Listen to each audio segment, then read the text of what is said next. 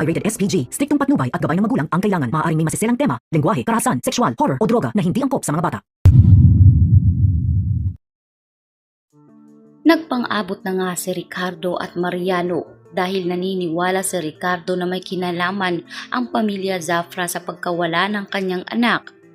Linusob din nitong si Ricardo ang NCIA dahil hanggang ngayon ay wala pa rin siyang natatanggap na bagong report tungkol nga sa paghahanap sa kanyang anak na si Sam. Kaya para bang praning na ama itong si Ricardo ngayon, naghahanap siya ng sagot sa kanyang mga katanungan kung ano na ang balita kay Samantha. Dito nga sinubukan pa nitong si Ricardo na kausapin si Victor dahil alam niya na may makukuha siyang sagot dito.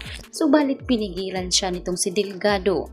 Sinabi ni Delgado na labag sa batas at patakaran nila ang protokol na gagawin nga nitong si Ricardo dahil siguradong magiging butas pa ito sa pagiging imbestiga nitong si Victor at baka maging butas din ito para ilaban sa kaso ng mga Zafra. Kaya mas mainam kung wag nang pupuntahan ni Ricardo itong si Victor Zafra. Kaya naman hiniling ngayon nitong si Ricardo na dalhin sa pinaka-safety na hindi makakatakas itong si Victor. Alam niya ang kalidad ng utak ng mga Zafra. Kaya siguradong gumagawa ito ng paraan kung paano nga maitatakas si Victor Zafra sa lalong madaling panahon. Ngunit ang mga pag-uusap at mga detalyadong ito ay tuluyan palang wawasakin ni Pia dahil matapos ngang tawagan ng judge itong si Ricardo upang personal nang ilipas si Victor sa safety unit. Dito naman narinig ni Pia ang lahat kaya agad niya nga itong inihatid kay Mariano. Sinabi niya na dadalhin umano itong si Victor sa pinakamalayong facilities na hindi umano maitatakas itong si Victor. Kaya naman ito na ang huling laban ni Mariano at nitong kanyang asawa.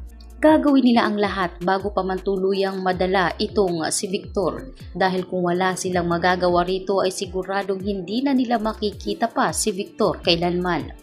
Kaya naman inihanda nitong si Mariano ang lahat ng kanyang nasasakupan at mga tauhan, mga armado at armas. Tatambangan nila ang sasakyan na pagdadalhan nga nitong si Victor Zafra.